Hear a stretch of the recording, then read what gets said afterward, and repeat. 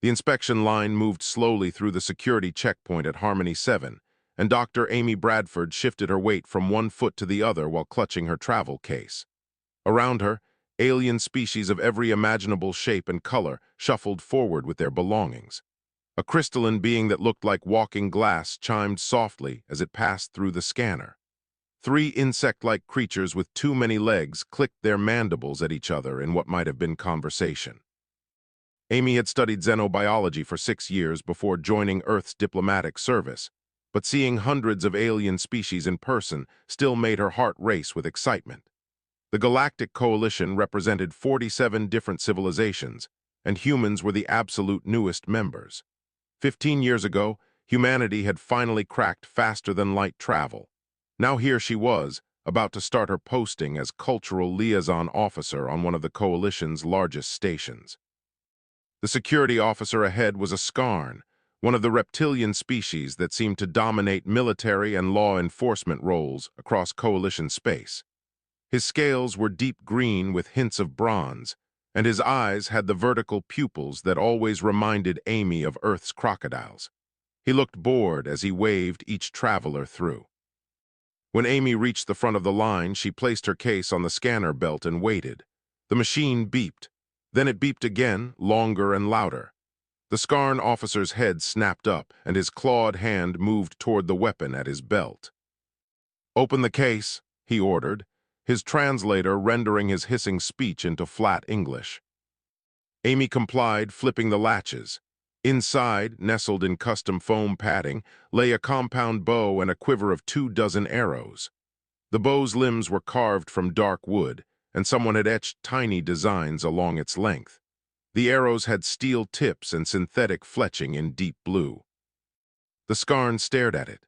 Then he leaned back and called out in his own language. 2 more security officers approached, one Skarn and one of the insectoid Rathari species. All 3 of them looked at the bow like Amy had tried to bring a live bomb through security. "What is this?" the first officer asked. "It's a bow," Amy said simply. "For archery. It's registered with Coalition Customs as a cultural artifact and approved sidearm." The Rathari officer, whose name badge read Mio, clicked her mandibles rapidly. In her species, Amy had learned that meant amusement. "You brought a stick and string as a weapon to a station with particle shields and plasma defense grids." "It's traditional," Amy replied, keeping her voice even and professional. "Humans have used bows for thousands of years. This one was made by my grandfather." The first Skarn officer picked up one of the arrows, turning it over in his clawed hands like he was examining a museum piece. "Does it even work?" "Yes, sir. I'm qualified as a competitive archer and wilderness survival instructor." Another clicking sound from Mio. "Wilderness survival, how quaint. Let me guess, you also know how to start fires by rubbing sticks together." Amy felt heat rising to her cheeks but kept her expression neutral. "Actually, yes, but I usually just use a lighter." The officers exchanged glances. The first Skarn made a notation on his datapad and waved her through. "Welcome to Harmony 7, human. Try not to shoot anyone with your primitive weapon." Amy packed her bow carefully back into its case and moved into the main concourse. The station stretched out before her like a small city enclosed in metal and transparent aluminum. Shops, restaurants, offices, and residential blocks spiraled away in 3 dimensions, taking advantage of the station's rotating artificial gravity. Thousands of beings moved through the space on foot, on hovering platforms, or through transit tubes that ran along the walls. Her quarters were in the outer ring, she had been told. Less prestigious than the inner residential blocks, but that was fine. New members always started at the bottom of the social ladder. She found a transit station and boarded a car that whisked her through the station at incredible speed. 20 minutes later, Amy stood in her assigned apartment, which was basically a bedroom, a tiny bathroom, and a kitchenette that could charitably be called compact. But it had a window that looked out at the stars, and that was enough. She unpacked her few belongings, hanging her diplomatic credentials on the wall and setting up her small collection of photos from Earth. The bow got its own place of honor on a rack she had brought specifically for this purpose. Amy ran her fingers along the carved wood, remembering her grandfather teaching her to shoot in the forests of Northern California. He had been a traditional bowyer, one of the few people on Earth who still made hunting bows by hand. This bow had taken him 6 months to craft, selecting the wood, shaping the limbs, testing the draw weight dozens of times. "You're going to the stars, Amy girl," he had said when he gave it to her. "Don't forget where you came from." She wouldn't, even if everyone on this station thought she was a primitive fool carrying a Stone Age weapon. A chime sounded at her door. Amy opened it to find a vole standing in the corridor, one of the crystalline species she had seen earlier. This one was smaller than average, with facets that glowed pale blue. "Dr. Bradford, I am Prisma. I work in the Technical Maintenance Division. I wanted to welcome you to the station and offer my assistance if you need anything." Amy smiled, surprised by the genuine warmth in the translated words. "Thank you, Prisma. That's very kind. Would you like to come in?" Prisma entered, and her light brightened when she saw the bow on the wall. "Oh, how beautiful. What is it?" Finally, someone who saw it as more than a joke. Amy lifted the bow down carefully. "It's called a compound bow. Humans use them for hunting and sport. Let me show you how it works." She spent the next hour explaining the physics of archery to Prisma, who absorbed every detail with the enthusiasm of a true engineer. By the time her new friend left, Amy felt a little better about her posting. Tomorrow she would start her actual duties, attending council meetings and cultural exchanges. Tonight she would rest and prepare. Outside her window, the stars turned slowly as the station rotated through space. 2 weeks of diplomatic meetings had taught Amy Bradford exactly how much the Galactic Coalition valued human opinions, which was to say not at all. She sat in the council chamber for the 3rd time that week, listening to representatives argue about trade tariffs while pretending her suggestions didn't exist. The chamber itself was impressive, a circular room with seats arranged in ascending tiers so everyone could see the center floor. Holographic displays floated in the air, showing charts and star maps as needed. Amy sat in the human section, which consisted of exactly 1 chair with a small nameplate. Earth got 1 vote out of 47, and most species seemed to think even that was too generous. Commander Drask, the Skarn who ran station operations, was currently explaining why automated defense systems made Harmony 7 completely secure. His scales gleamed under the chamber lights as he gestured at a hologram showing the station's shields and weapon placements. "We have particle barriers that can withstand direct hits from capital ship weapons," Drask said proudly. "Our automated turrets can track and eliminate threats before organic gunners could even reach their stations. Energy-based security systems respond in microseconds." Amy raised her hand. Several species turned to look at her with what she had learned to recognize as surprise that the human was speaking again. "Commander Drask, what happens if those systems fail? Do we have manual backup protocols?" Drask's head tilted, and his inner eyelids flickered with what might have been annoyance. "The systems do not fail, Dr. Bradford. Coalition technology is tested and proven across centuries of use. But hypothetically, if an enemy used electromagnetic pulse weapons or hacking to disable our automated defenses, then our security forces would respond with their energy weapons and shields," Drask interrupted. "We are not primitives who need backup sticks and stones, Doctor. Perhaps on Earth such concerns are relevant, but here we have actual technology." A few representatives made sounds that the translation software rendered as laughter. Amy felt her face heating but kept her voice level. "I understand, Commander. Thank you for clarifying." The meeting continued without her. Amy took notes anyway, documenting everything for Earth's diplomatic archives. Let the historians decide if she had been right to worry. After the session ended, Prisma met her in the corridor outside. The vole's crystalline body pulsed with concerned yellow light. "You should not let them dismiss you so easily," Prisma said. "Your suggestion about backup systems was logical." Amy shrugged. "They're not wrong that their technology is more advanced than anything Earth has. Maybe I'm just being paranoid because I come from a less developed world. Or maybe you see vulnerabilities they have forgotten to look for, Prisma suggested. Come, you promised to show me more about your bow today. They walked together to one of the station's recreational areas, a large open space where residents could exercise or practice various sports. Amy had gotten permission to use it for archery practice, though she suspected that permission had been granted because everyone assumed she would get bored and stop after a few days. She had not stopped.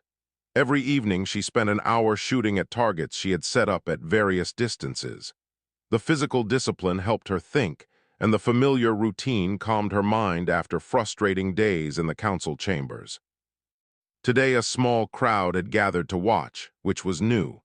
Amy tried to ignore them as she went through her warm-up stretches. Prisma helped her set up targets at 20, 40, and 60 meters. Amy knocked her first arrow, drew the string back to her anchor point at the corner of her mouth, and released. The arrow flew straight and true, punching through the center of the 20-meter target. She repeated the process smoothly, falling into the meditative rhythm that good archery required. Breathe, draw, aim, release. Each arrow found its mark. At 60 meters, the grouping was less tight but still accurate. Amy retrieved her arrows and noticed the crowd had grown. A group of Rathari children chittered excitedly at each other. Several adults of different species watched with what looked like genuine interest rather than mockery. One of the Rathari children approached shyly. "Human Amy, may I ask a question?" "Of course," Amy said, kneeling down to be closer to the child's height. "How do you know where the arrow will go? There are no computers to calculate the path." Amy smiled. "My brain does the calculating. I look at the distance, feel the air movement, remember how the bow performs, and adjust my aim based on experience. Humans are actually very good at this kind of spatial mathematics. Our ancestors had to be, or we would have starved." "Your ancestors hunted with these?" an adult vole asked, sounding genuinely curious. "Yes, and before bows, we used spears and rocks. Before that, we just ran after prey until it collapsed from exhaustion." Several species made sounds of disbelief. A Skarn male spoke up. "Ran until prey collapsed? That is not how predation works. Predators are faster than prey." "Not on Earth," Amy explained. "Humans are not the fastest animals on our planet, not even close. But we can run longer than almost anything else. We can track prey for hours or even days, following it until it literally can't run anymore. Then we close in and finish it." The Skarn looked unsettled. "That sounds horrifying." "It's called persistence hunting," Amy continued. "Most Earth predators hunt in bursts of speed. Humans are the exception. We're built for endurance, not sprinting. We don't stop." Prisma's light pulsed bright blue with realization. "That is why you wanted backup protocols, because humans plan for long campaigns, not quick victories." "Partly," Amy admitted, "but also because on Earth, we learned that the best technology in the world doesn't help if it breaks at the wrong moment." She spent another hour with the small crowd, answering questions and demonstrating the bow's mechanics. Several species wanted to try drawing the string, and Amy patiently showed them the proper technique. By the end, even the adults seemed impressed by the precision required. Walking back to her quarters later, Prisma bummed thoughtfully beside her. "Your people survived by being stubborn and patient." "More or less," Amy agreed. "We're not the strongest or the fastest, but we're really, really good at not giving up." Outside the station, long-range sensors detected a vessel dropping out of faster-than-light travel at the edge of the system. The automated security system logged it, ran an identification check, and flagged it as a known pirate ship. Alarms began to sound on the command deck. Amy heard them from her quarters and grabbed her emergency communicator. Whatever was happening, she had a feeling her quiet posting was about to get much more complicated.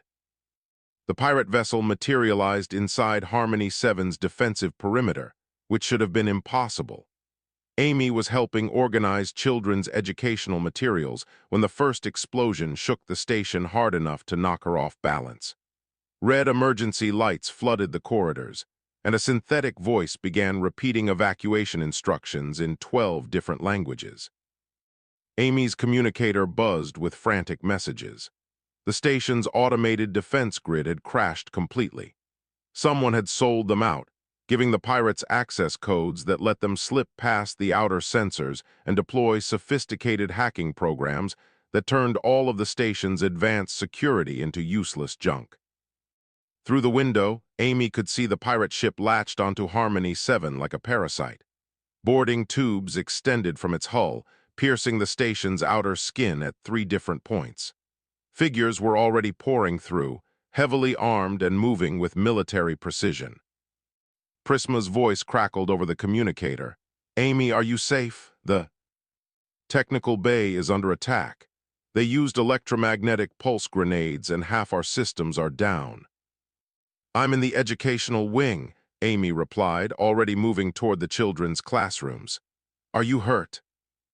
"No, but security forces are in trouble. Their plasma rifles stopped working when the pulses hit. They are trying to fall back with conventional weapons, but they are not trained for this." Amy's blood ran cold. The pirates had planned this perfectly. Disable the automated systems, then use EMP weapons to knock out all the energy-based guns and shields that coalition security relied on. They had turned the station's technological advantage into a critical weakness. She reached the main classroom to find it in chaos. Teachers of various species were trying to calm frightened children while the emergency alarms wailed overhead. Amy did a quick count. 37 children, 6 teachers, and they were 2 corridors away from the nearest evacuation shelter. "Everyone listen to me," Amy said loudly, waiting for the translation software to catch up. "We need to move as a group toward Shelter Delta 5. Teachers, keep the children between us. Stay quiet and stay together." A Vol teacher, whose name Amy couldn't remember, pulsed anxious orange. "What about the pirates? Security said armed hostiles are in this sector." Amy thought about the bow currently sitting in her quarters 3 sections away. Then she thought about the utility knife in her pocket and the emergency fire axe mounted on the corridor wall. Not ideal, but better than nothing. "We'll be careful," Amy said, "but we need to move now." They made it 1 corridor before running into trouble. 3 pirates blocked the path ahead, armed with kinetic slug throwers that worked perfectly fine despite all the EMP attacks. They were different species, united only by their willingness to attack a civilian station for profit. The leader was a Skarn even bigger than Commander Drask, covered in scars and illegal combat augmentations. "Well, look at this," the Skarn pirate said, his translator giving his words a mocking tone. "A bunch of civilians and their pet human. Guess you're all our hostages now." The children whimpered in fear. Amy stepped forward, putting herself between the pirates and the group. Her mind raced through options. 3 armed opponents, no weapons except her knife, and 37 children to protect. Then she heard it. A wet, choking sound from behind the pirates. One of them collapsed, and Amy saw the steel-tipped arrow protruding from his throat. The other 2 pirates spun around in confusion. 2 more arrows flew from the darkness of a side corridor. One caught a pirate through the hand holding his weapon. The other buried itself in the 3rd pirate's knee. Both went down screaming. Amy stared as a familiar figure emerged from the shadows. Prisma held Amy's compound bow, her crystalline hands somehow managing the human-designed grip.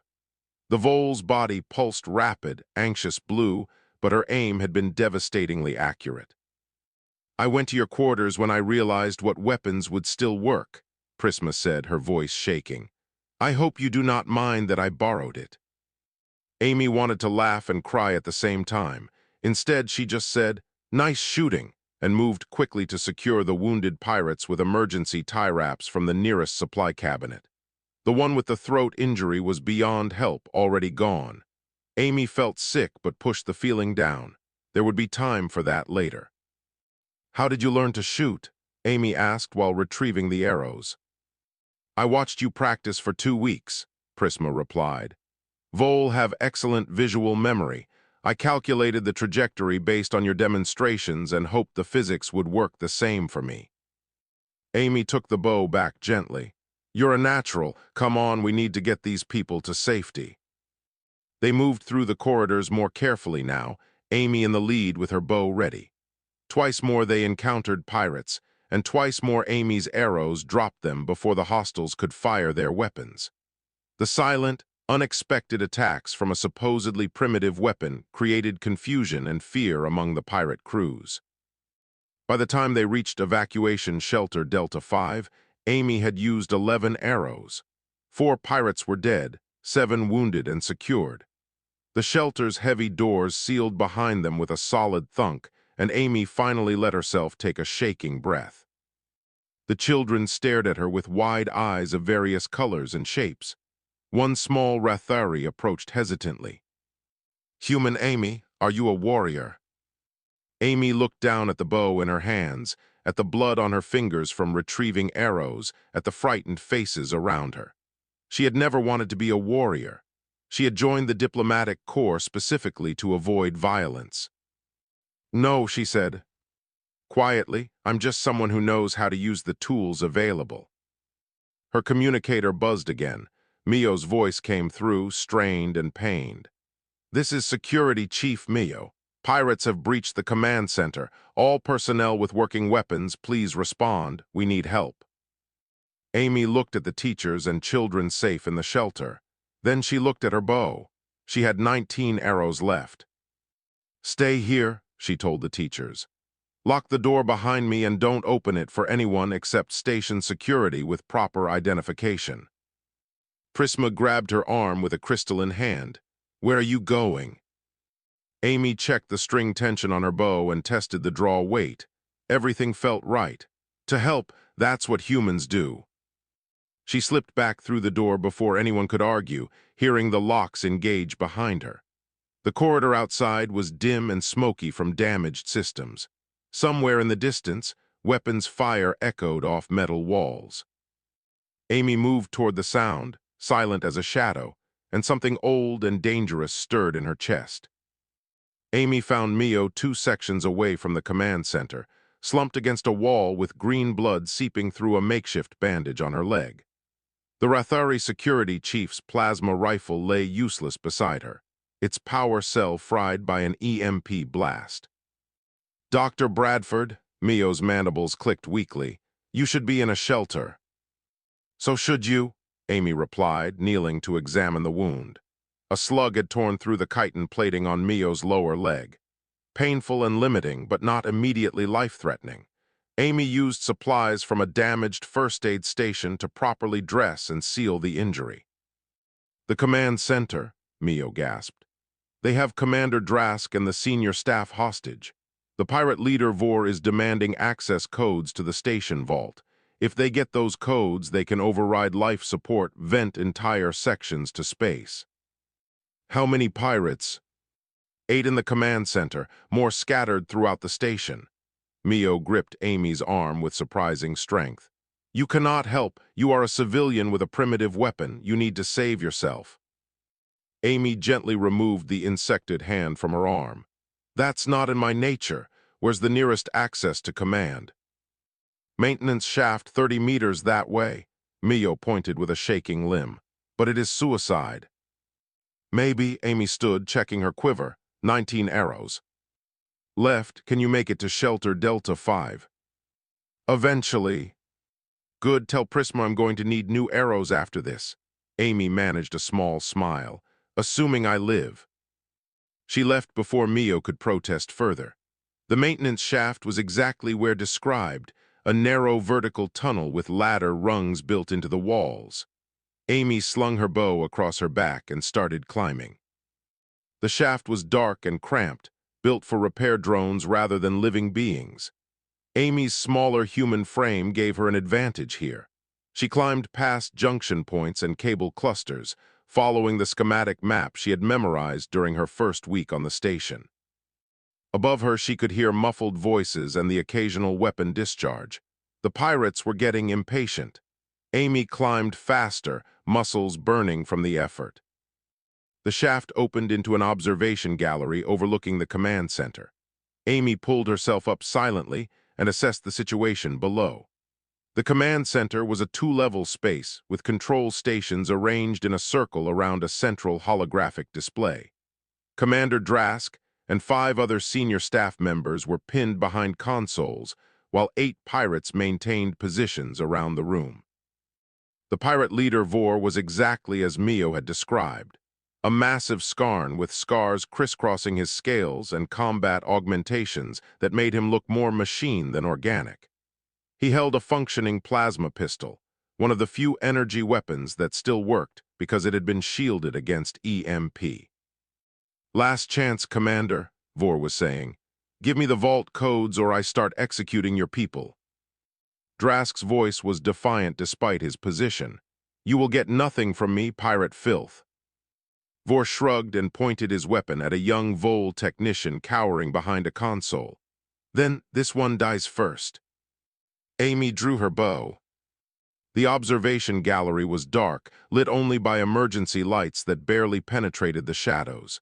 She stood at the railing 40 feet above the command center floor and calculated angles. 8 targets, 19 arrows. She could work with that. Her first arrow took a pirate through the shoulder, spinning him around and making him drop his weapon. The shot echoed loud in the enclosed space, and everyone froze for a heartbeat. "What was that?" someone shouted. Amy was already moving along the gallery, finding a new angle. Her second arrow caught another pirate. In the leg, he went down hard, screaming. Vor roared orders in his own language, and his crew opened fire at the gallery. Bullets and energy bolts tore through the space where Amy had been standing 3 seconds earlier.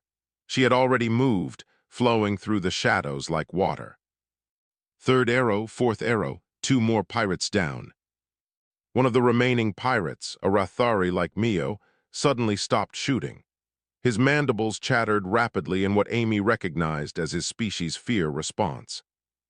"Apex predator," he chattered in his own language, though Amy's translator caught it. "We are being hunted."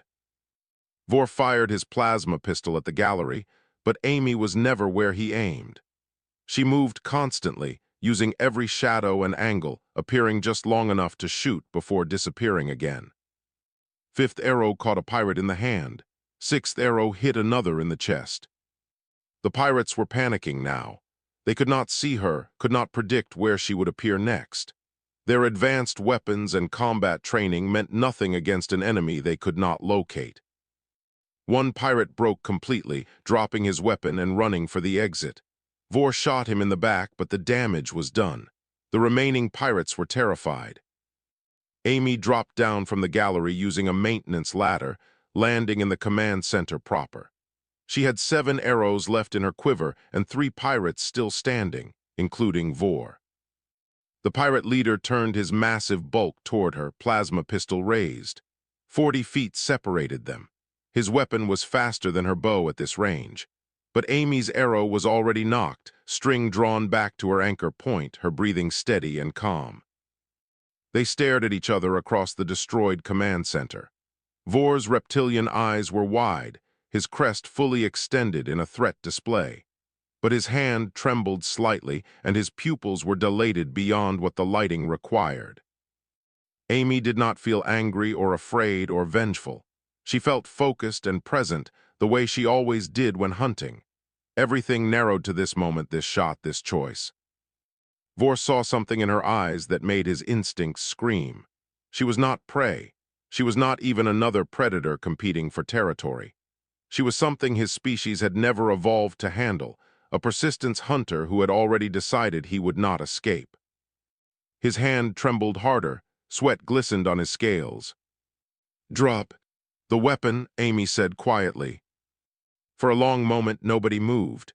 Then Vor's plasma pistol clattered to the floor. His 2 remaining crew members followed his lead immediately, their weapons falling with harsh metallic sounds. Amy did not lower her bow until coalition security forces came rushing in, finally organized and armed with kinetic weapons that actually worked. Only then did she release the tension on her string and return the arrow to her quiver. Commander Drask stood slowly from behind the console where he had taken cover. He stared at Amy like seeing her for the first time. You hunted them, he said, his voice stunned. Like animals. Amy looked at the surrendered pirates, then at her bow. No, she said. Animals hunt on instinct. I hunted because I chose to. She walked past Drask toward the exit, suddenly very tired. The medical bay smelled like disinfectant and something sweet that Amy could not identify. She sat on an examination table while a Vole doctor used a regeneration device to seal the graze on her upper arm. A pirate's bullet had clipped her during the fighting, and Amy had not even noticed until the adrenaline wore off. You are lucky, the doctor said, her crystalline form pulsing gentle green. 2 centimeters to the right and this would have severed an artery. Lucky, Amy repeated, staring at the wall. The word felt hollow. Around her, the medical bay bustled with activity. Wounded security personnel occupied most of the beds. 3 station workers had died in the attack, 17 more were seriously injured. The pirates had disabled life support to 2 sections before being stopped, killing 4 more civilians who could not evacuate in time. 20 deaths total. Amy had prevented more, but that did not make the actual number feel any better. Mio was in the bed next to her, leg encased in a regeneration chamber. The Rathari security chief watched Amy with her multifaceted eyes. You saved my life, Mio said quietly. I would have bled out in that corridor if you had not stopped. Amy did not know what to say to that. She had done what needed doing. Saying it out loud felt like asking for praise she did not deserve. The medical bay doors opened, and Commander Drask entered, his scales looking duller than usual. He walked directly to Amy's bed and stopped, his clawed hands clasped behind his back in what she recognized as a formal posture. Dr. Bradford, I owe you an apology. Several heads turned at that. Skarn did not apologize easily, Amy had learned. It went against their cultural values of strength and dominance. Commander, you don't, Amy started. Yes, I do, Drask interrupted. I dismissed your concerns about backup systems. I mocked your weapon as primitive. I called you and your species primitive. His vertical pupils narrowed with something that might have been shame. I was wrong. Amy carefully did not smile. The technology on this station is still more advanced than anything Earth has. Advanced technology that failed the moment it was challenged, Drask said bitterly. While your primitive bow worked perfectly because it requires no power source, no computer guidance, no shields, just skill and training. And practice, Amy added. Lots and lots of practice. Drask made a sound that might have been a laugh. Yes, that too. He paused, clearly struggling with something. My security forces train extensively with energy weapons. We run simulations and combat drills, but we never considered what would happen if those weapons stopped working. That oversight cost lives today. It's not your fault, Amy said firmly. The pirates planned this attack specifically to exploit technological dependence. You couldn't have known. But you suggested backup protocols, Drask countered. You warned us about over-reliance on automated systems. We should have listened. The Vole doctor finished with Amy's arm and moved away to tend to other patients. Amy flexed her hand, testing the healed tissue. It felt tight but functional. Commander, can I ask you something? Amy said. Of course. When the pirates attacked, did you feel afraid? Drask's crest flattened against his skull. Yes, I am not ashamed to admit it. Good, fear is useful. It keeps you alert and focused. Amy thought about her conversation with the children before all of this started. But I noticed something else today. When I was hunting the pirates through the station, some of them reacted with more than just fear. They had a prey response, like their instincts were screaming at them to run. Drask was quiet for a long moment. I felt it too, he finally admitted. When you had your arrow pointed at Vor, when you were perfectly still and focused, something in my hindbrain recognized you as a threat in a way that goes deeper than rational thought. Most species in the coalition evolved as either specialized predators or prey animals that developed intelligence, Amy said, repeating what she had learned in xenobiology classes. But humans evolved differently. We were prey animals who became predators through persistence and tool use. We still have some prey instincts, but we overrode them through adaptation. That should not be possible, Mio said from her bed. Evolution does not work that way. On most worlds, maybe not, Amy agreed. But Earth was brutal. We had to adapt or die, so we adapted in ways that seem impossible to other species. We became endurance hunters who could track prey for days. We developed throwing accuracy that let us kill at range. We created tools that multiplied our strength. She held up her bandaged arm. And we learned to keep going even when injured. Human bodies produce chemicals that let us ignore pain and exhaustion during emergencies. We call it an adrenaline response. It probably saved my life today. Drask's inner eyelids flickered with something like awe. You are saying humans are naturally adapted for combat. No, Amy corrected. We're adapted for survival. Combat is just one application of those adaptations. She thought about her grandfather again, about learning to hunt deer in the California forests. But we also learned cooperation and empathy. Humans survived by working together, protecting our groups, and sometimes adopting members from other groups. That's adaptation too. The doors opened again and Prisma rushed in, her crystalline body pulsing anxious blue. Amy, the medical staff would not let me in earlier. Are you hurt badly? Just a scratch, Amy assured her friend. I'll be fine. Prisma's light shifted to relieved yellow. Then she held out something wrapped in cloth. I made this for you, as a thank you for teaching me about your culture and keeping us all safe. Amy unwrapped the cloth to find a bow string made from crystalline filaments. It glimmered with inner light, impossibly strong and flexible. Prisma, this is beautiful. You made this yourself. Vol can grow crystal structures with specific properties. This string will never break or fray, and it is 30% more efficient at energy transfer than synthetic fibers. Prisma's light pulsed proud purple. I calculated the exact specifications based on your bow's draw weight and your shooting style. Amy felt tears prickling her eyes. After everything that had happened today, this simple gift of friendship hit harder than expected. Thank you. This means more than you know. You showed me that different does not mean inferior, Prisma said. That sometimes the old ways work better than new technology. That is a valuable lesson. Commander Drask cleared his throat. Dr. Bradford, when you have recovered, I would like to discuss implementing some of your suggested protocols. Perhaps we can learn from human military history about backup systems and low-tech contingencies. Amy managed a tired smile. I'd be happy to help, Commander. Later, after everyone had left and the medical bay had quieted down, Amy lay on her bed and stared at the ceiling. Her body ached in about 40 different places. Her hands had small cuts from retrieving arrows. She could still smell gunpowder and blood. But everyone she had tried to protect was safe. The children, the teachers, Prisma, Mio, Commander Drask, that had to count for something. Outside the station, coalition ships were arriving to secure the area and arrest the remaining pirates. Life would return to normal soon, whatever normal meant now.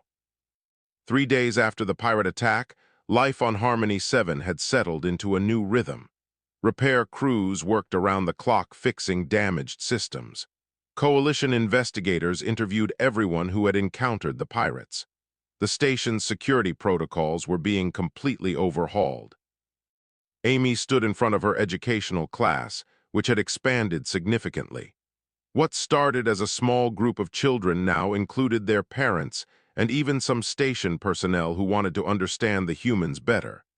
The classroom was packed, with people sitting on the floor and standing along the walls. Today we are discussing the Battle of Marathon, Amy said, pointing to a holographic display showing ancient Earth. In 490 BCE, a human soldier named Pheidippides ran approximately 42 kilometers to deliver a message that would change the course of a war. A Skarn parent raised a clawed hand. Why did he not use a vehicle or communication device? They didn't have those technologies yet, Amy explained. So Pheidippides ran. After the battle was over, he ran again to deliver news of victory. Then he collapsed and died from exhaustion. The room was silent. Finally, a Vol technician spoke up. He ran until it killed him for a message. For his people, Amy corrected gently. Humans have always understood that sometimes survival requires sacrifice. Pheidippides knew the information he carried could save thousands of lives, so he ran, even knowing it might cost him his own life. The young Rathari child who had asked if Amy was a warrior raised her small hand. Is that why you fought the pirates? Because you knew others needed you? Amy paused, considering how to answer truthfully. Partly yes, but also because I had the tools and training to help when others couldn't. That's another human trait. We believe that if you can help and you don't, you share responsibility for what happens. Commander Drask entered the back of the classroom quietly. He had been attending Amy's lessons for the past 2 days, taking notes and asking surprisingly thoughtful questions. His presence had encouraged other station personnel to attend as well. After the class ended and the students filed out, Drask approached Amy's desk. Dr. Bradford, I wanted to inform you that the Coalition Council has officially adopted several of your suggested security protocols. All stations will now maintain kinetic weapon arsenals and manual override systems for critical functions. That's good, Amy said, gathering her teaching materials. I hope you never need them, but it's better to have backup plans. Indeed, Drask hesitated, then continued. I also wanted to discuss something more personal. During the attack, when you had your arrow pointed at Vor, I felt something I had never experienced before. My instincts were screaming that I was in the presence of a predator far more dangerous than myself. Amy set down her datapad and gave Drask her full attention. That bothers you. Yes, and I have been trying to understand why. The Skarn commander sat heavily in one of the student chairs, which creaked under his weight. Skarn are apex predators on our homeworld. We have no natural enemies. Even now, among the Coalition species, we dominate security and military roles because we are larger, stronger, and more aggressive than most others. But, Amy prompted. But you made me feel like prey, Drask said quietly. Not through size or strength or aggression, through focus and patience and absolute certainty. When you hunt, there is no hesitation, no doubt. You simply act. Amy thought about her grandfather's lessons in the forest, about tracking deer for hours until the perfect shot presented itself. Humans hunt differently than most predators. We don't rely on physical advantages. We rely on planning, endurance, and the willingness to continue when others would give up. That is terrifying, Drask admitted. It can be, Amy agreed. But it's also what makes humans good allies. We don't abandon our friends when things get difficult. We don't stop protecting people just because it's hard or dangerous. We keep going. Drask's crest rose slightly. I am beginning to understand why the Coalition voted to accept humans as members, despite your relatively primitive technology. It was not charity or pity. No, it was pragmatism. The Council recognized that humans would eventually reach the stars, whether invited or not. Better to have you as allies than potential adversaries. Amy smiled slightly. That's probably true. We're pretty stubborn about exploration. Prisma appeared in the doorway, her crystalline form pulsing excited yellow. Amy, the cultural exhibit wants to feature your bow. They are asking permission to display it with information about human hunting history. They want to display my weapon, Amy raised her eyebrows. The same people who laughed at it 3 weeks ago. Yes, is that not ironic? Prisma's light shifted to amused purple. Amy looked at the bow, now strung with Prisma's gift of crystalline cord. The weapon had saved dozens of lives during the attack.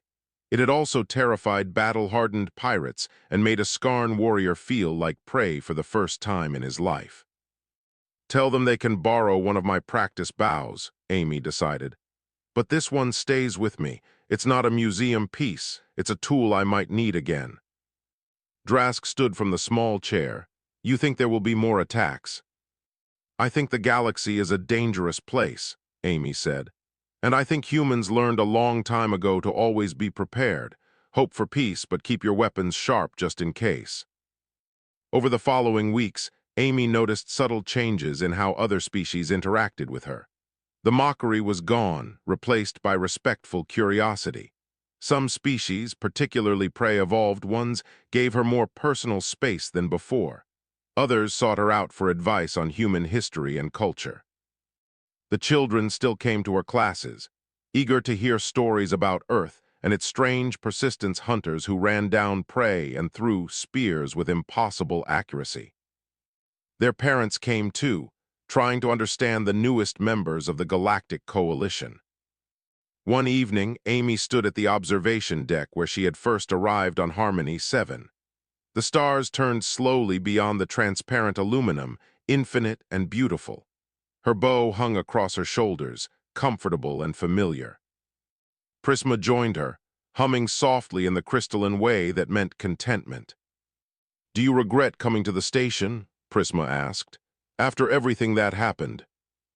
Amy thought about the 20 people who had died, the wounded who were still recovering, the fear and chaos of the attack.